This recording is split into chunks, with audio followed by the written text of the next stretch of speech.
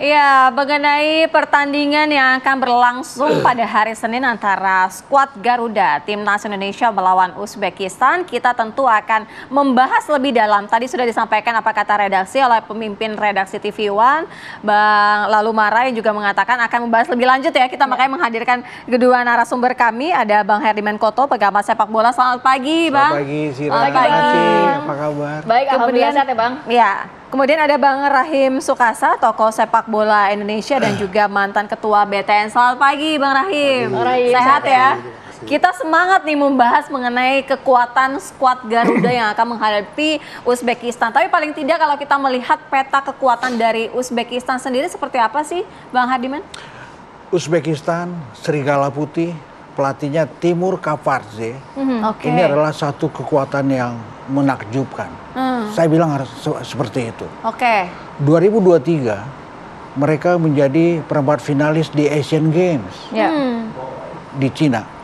Setahun sebelumnya mereka adalah finalis Piala Asia Under 23, di mana dalam partai final mereka dikalahkan oleh Arab Saudi. Sekarang Piala Asia Under 23 2024 mereka tiba di putaran final di Qatar tanpa terkalahkan. Menang besar di banyak partai. Di putaran final di Qatar, di grup D, mereka adalah satu-satunya tim dalam statistik Piala Asia di Qatar yang selalu menang besar.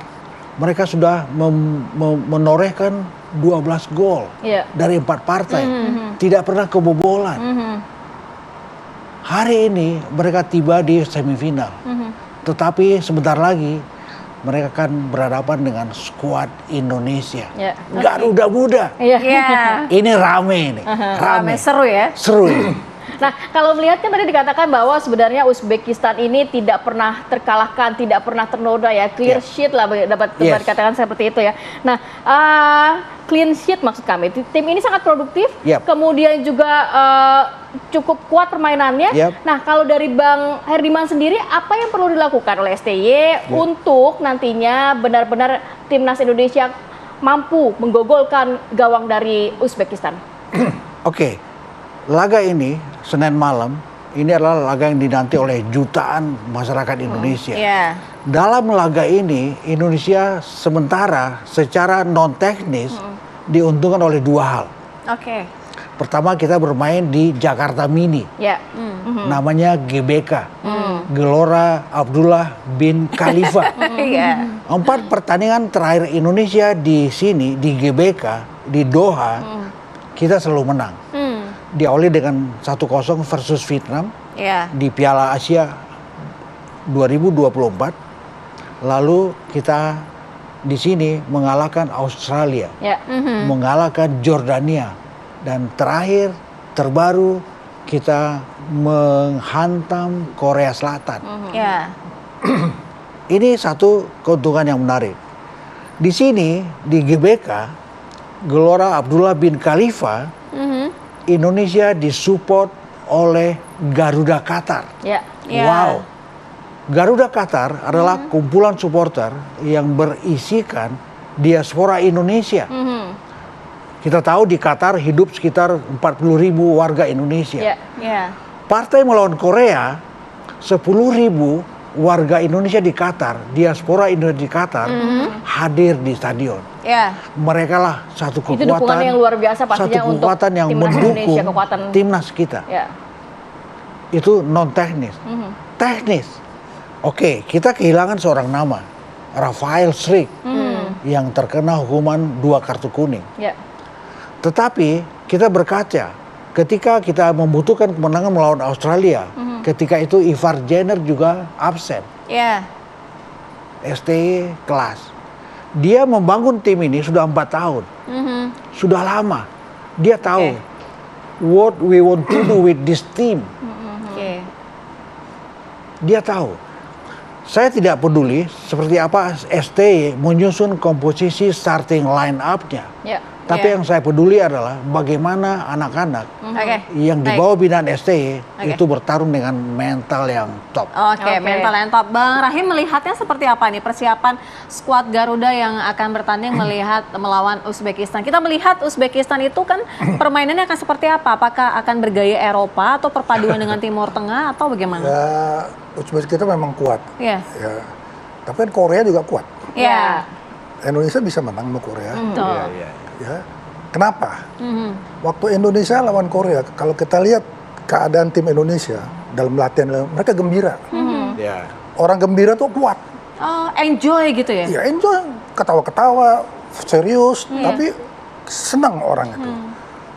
Kalau saya lihat Korea, dia ada rasa khawatir lawan Indonesia. Karena ada Sintayongnya itu kan. Oke. Berarti dia tahu gimana orang Korea main. Iya.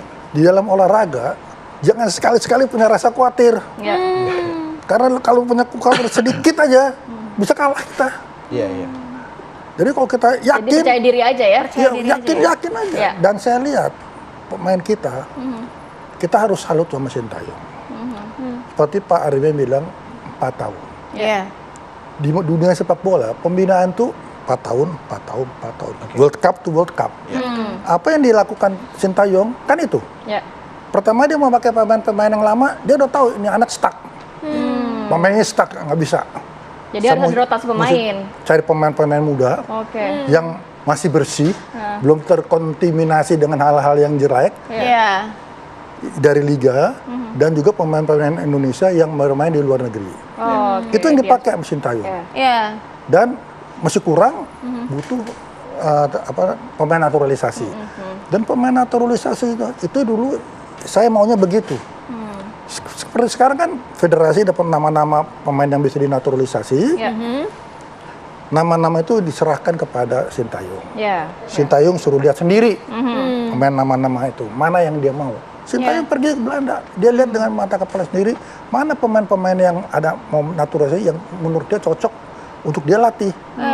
Chemistry juga cocok begitu Iya. ya? Dan kita jangan berpikiran negatif. Ya. Ya. Dengan adanya pemain naturalisasi, itu membuat supaya anak-anak kita di sini punya motivasi tinggi. Ya. Ya.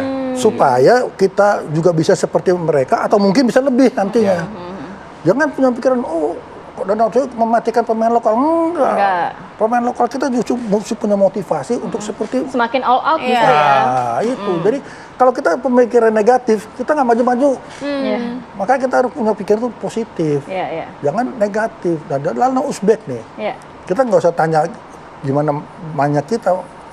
Karena kita kan bukan pelatih, Sintayong yang tahu. Iya, iya. Jadi kita jangan ngatur-ngatur sok-sok tahu ini. Sintayong ngatur, bukan kita yang ngatur. Tapi dia ngatur yang pasti yang terbaik. Ya. Pasti itu yang terbaik. Oke. Sesuai dengan saya, strategi. dan saya lihat ya Indonesia nih, kalau kita lihat Korea, dia kan olahraga di Korea terutama sepak bola yang diandalkan apa? Power, speed, stamina, mental. Itu yang diandalin sama Korea. Makanya Oke. dia kuat. Iya. Baik. Indonesia ngimbangin Korea Iya. Ya. bukan 90 menit loh. 120 menit. Iya. Dan di penalti. Penalti aja luar biasa begitu ya, Sekarang Bang? begini aja, Mbak. Kita yang nonton di TV aja, Deg-degan dan dari juga. stadion, Mules-mules jantung itu. kita Iya, rasanya berdebar banget. berdoanya udah Al-Fatihah aja udah berapa puluh kali supaya Karena kita menang. Timnas Indonesia Jadi- strong sekali juga ya. Jadi Iya. pemain bagaimana orang yang main? Iya, iya. Benar. Tapi Anda Sampai lihat 120 anak-anak yang main, tampaknya mantap-mantap semua. Oke, ini menarik sekali ngomongin bagaimana persiapan Timnas Indonesia untuk melawan Uzbekistan. Kalau ngomongin sedikit mengenai komposisi pemain, kita tahu bahwa nampaknya absennya nanti Struijk di laga nanti akankah juga mengurangi kualitas dari Timnas Indonesia? Apakah juga harus ada komposisi pemain, ada rotasinya nantinya akan seperti apa? Kita akan bahas lagi ya di segmen berikutnya. Tetap bersama kami di Apa Kabar Indonesia Pagi.